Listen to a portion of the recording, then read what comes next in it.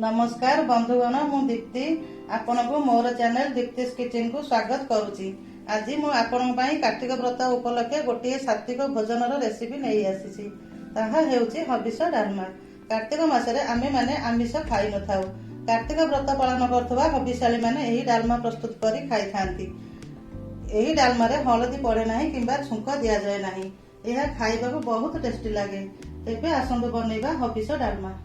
हबिष डालमा बनवाई गोटे कप मुग डाली मुझे भाजी धोई नहीं। गोटे कंचा कदली मुझे काटी हलदी पानी पकई रखी। एपरी कले आम कदली कला पड़े ना। गोटे कप माटी आलू, गोटे कप सारू, आधा कप कंदमूल मुझे काटी नहीं। गोटे इंच अदा मुझे छेची नहीं। 4टा कंचा लंका मुझे छेची नहीं। 2टा तेजपत्र नहीं। 2 छोट चामच लुण नहीं। 2 चामच घी, गोटे कप नड़िया कोरा, 2 छोट चामच जीरा लंका गुंड और आधा छोट चामच गोलमरिच गुंड नहीं। आसतु आम ए गैस ऑन कर प्रेसर कुकर बसाइबा। आम ए डाली पकाइबा, परिया सब को पकाइदबा।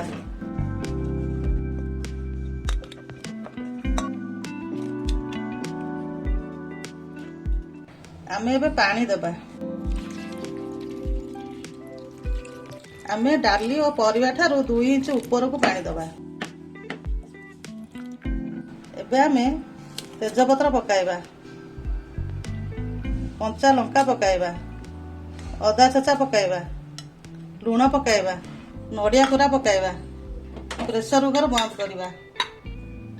गैस आंच हाई रे रखी आमे या गोटे हुइसिल एबा पर्यंत सिझिबा को दबा। एबे देखंतु गोटे हुइसिल आसी गलानी। आमे प्रेसर कुकर गैस रिलीज हेबा पर्यंत अपेक्षा करिबा। आमे एबे गैस लिभाई दबा। एबे देखंतु प्रेसर कुकर गैस रिलीज होई गलानी। आसंतु आमे एबे या खोलिबा। आमे एबे एथरे घी पकाइबा। भल भाव गोलाई दबा।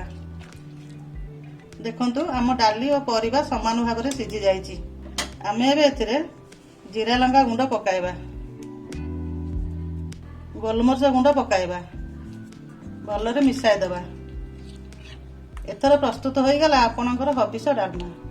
मु एहाकु एबे सर्व कर देछि। आपण एहाकु कार्तिक सोमवार और पंचकर अरुआ भात सहित खाई परिबे। एही परि बनेबा को निश्चित चेष्टा करिवे।